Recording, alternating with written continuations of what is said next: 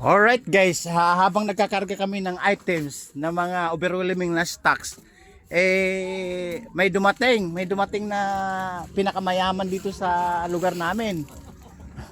Ayun habang nagkakarga kami guys, nagpabili ng dalawang boting pampahilo, yung kabayong pula. Alright. Kasi nga may deliver nga kami, dumating, buti nga walang baon na yung binibili sa butika, ano ba yun? Yung Robos. Ay, Robos! Robos guys, yan na nagbanggit tayo. Wala akong mention ha. Kasi guys, pagkatapos nito tigisang bote, baka inom na ng klok. Robos. Alright. Nagulat naman ako kasi nagkakarga kami sa kikitaan, panghanap buhay. Aba, nagpabili na rin dos at ang kasunod ay klok, Robos. Alright. Wala na, iniisip ko pa lang, na-mention katalino, guys, siguro yung matalino nung daycare 1, daycare 2, daycare 3, daycare 5 hanggang grade 1, first honor to hanggang elementary. Aba, naging valedictorian yata sa high school. Alright. Kasi alam niya yung iniisip ko, nasagot na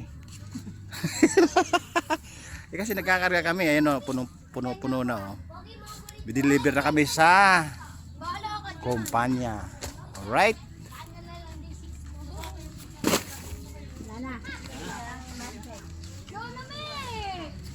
Babaw na lang ba? Babaw na lang yun. Alright guys, overwhelming, di ba? Nakita nyo naman. Sobrang sa stock. Buti guys, nabuo na namin yung hunda-hundahan. Kaya overload dapat dyan. Kasi nga ito, sabi ko nga kulang 8,000 ang ginastos nito sa hunda-hundahan. Guys, again nga, kasi may nagtatanong sa comment section, bakit daw hunda-hundahan? Tumatawa sila. Ang papaliwanag ko sa inyo guys, yung makina kasi niyan made in Taiwan, China, Vietnam. Ang totoong made in Japan lang dyan yung tatak, yung Honda. Alright.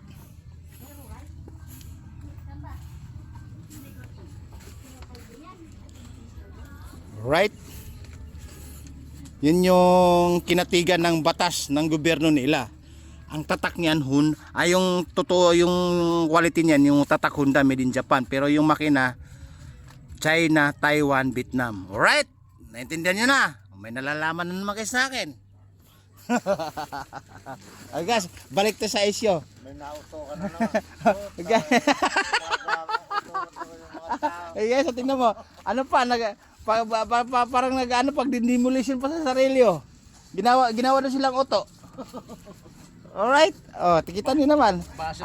Iniisip ko na lang guys na kung nagpainom na lang bote, may kasunod pa lang iinumin na klok. Alam niyo na, isipin niyo kung ano yung klok na yun. Tumatawa ka pa na. May basag ka lang pala dyan. Pero sa lang guys, dito na nga sa tapat ng bahay ko sa Bacoran na may basher pa pala ako.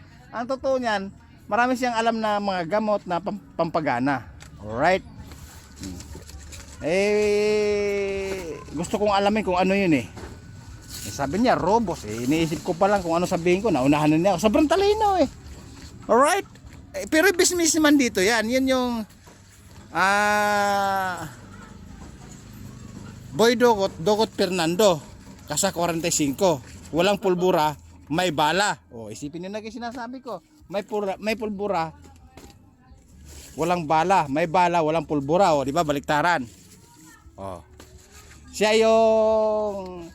yung ikot ng ikot dito sa parting Luzon.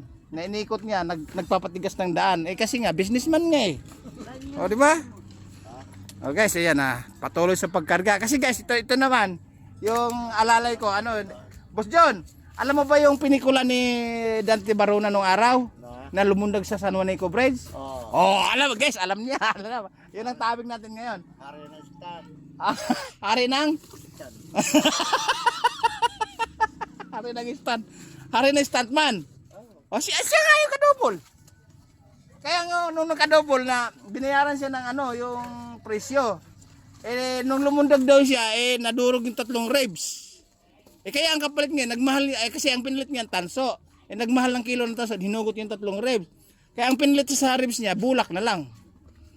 Kaya ewan ko kung anong buhay ang gawin sa ano na yan. Ano kayang naramdaman ni bulak na lang. Alright guys, yan. Ayan na, yung statman ni Dante Barona nung lumundag sa San Juanico Bridge. Alright, pero malaki ang binayad kasi kaya lang kung nawalan ng pera, nagmahal ang tanso. Naging 1.5 isang kilong tanso. Hinugot yung 3 ribs. Kaya bulak lang pinalit doon sa ribs niya. Alright. Oh, ayan oh. Kita nyo na. Kaya siguro pag nag-artista ulit si Dante Barona, kukunin ulit ito eh. But John. Nako si Pandan. Kaya nga, may alam ka rin pala no? Umurong si Lito Lapid. Nakasikatan ni Lito Lapid. Inurungan niya yung proyekto na yon. Yung project na yun. Inurungan guys. Kaya napunta kay Dante Barona. Alright guys, may alam din pala siya sa mga sine-pinikula. Alright. Kumanyang kanya. Mga 1980s ganun. Tenga, nakako nyo ambulansya raw.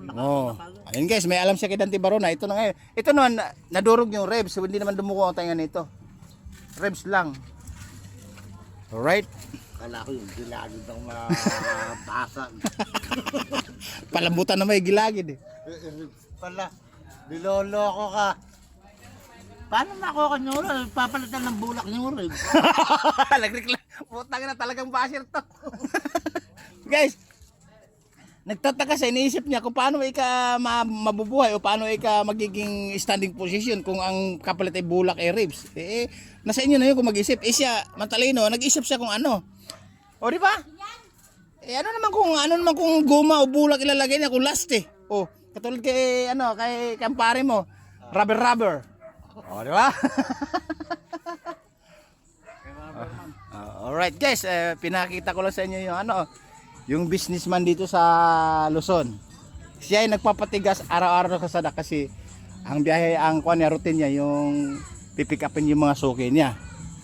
Kaya siyempre pag may nadaan ng butika, magtatanong din kung anong mayroong latest na pampagana ron. Natatawa pa yun, no? Alright. Okay. But dyan, ikaw ang bida ngayon dahil ikaw ang nagbumisita sa akin.